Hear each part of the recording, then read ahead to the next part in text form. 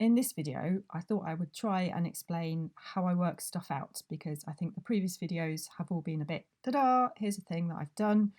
And so hopefully this one will show a bit more how I get to the ta-da bit. So here is my max patch, which is linked via the Arduino to my desk drawers. And each one of these patches at the bottom here is for a drawer or the velostat, the light sensor and the ink conductivity. And what I want to do now is to, into each of these patches, to put something that takes an audio file and then manipulates it depending on how the drawers are interacted with. So the first thing that I did was to go to a sampling tutorial, which I've used before and I know it's useful. And that's this one here. And so this means that I can load an audio file in and then choose when it starts, what speed to play it at, forwards, backwards, if I want to loop it or not, and if I do, when I want the loop to start and finish, how loud or quiet I want it to be. So that's really useful.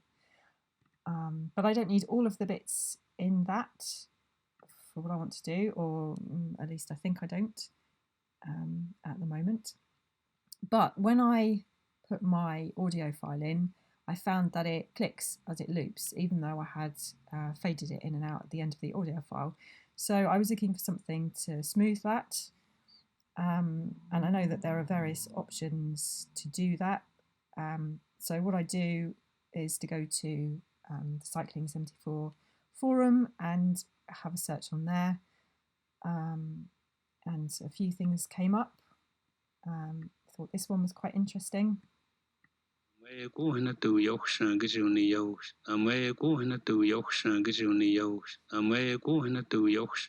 Okay, so this bit of the patch, everything on this page, I understand that, that's all good. It was looking sort of relatively straightforward. And then when I looked in the patcher, oh, hello trapezoid. I've no idea what this does. And I could look into it, obviously, but also I'm really short on time, so I'm not going to use that. But I did come across several other things, including GrooveDuck, which I hadn't used before. And so that looks like that might be fun to try. So, okay, so this is in the patcher of drawer 1. So here you can see there's a bit of the sampling tutorial. And then over here, this is from the GrooveDuck help file. And I've started changing it around a bit because there were some things that I wanted it to do that it didn't do. So, for example, I wanted to be able to change the amplitude at the same time as the playback speed. So I just took out this live gain and put in these signals instead.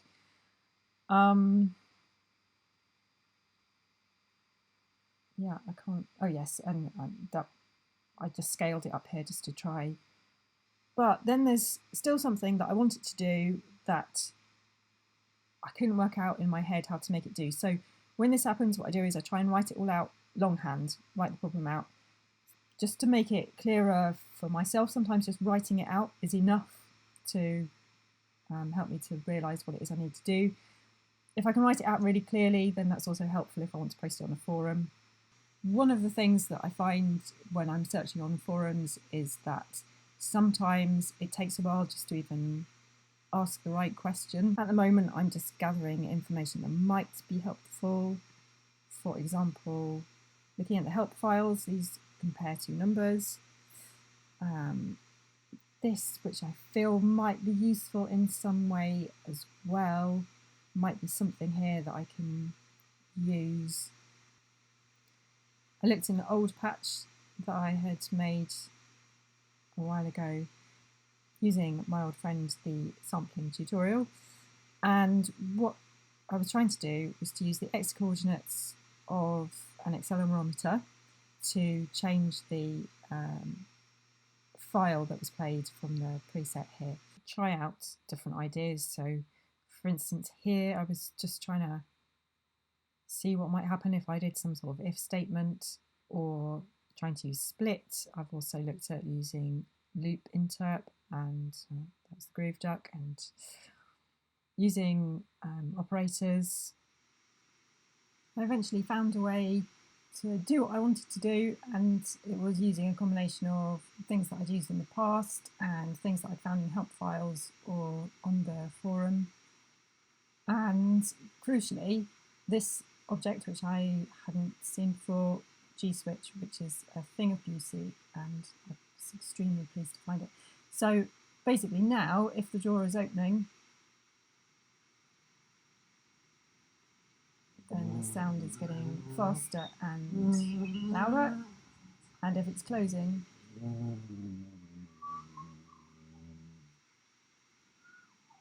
it's playing backwards and getting slower and more quiet.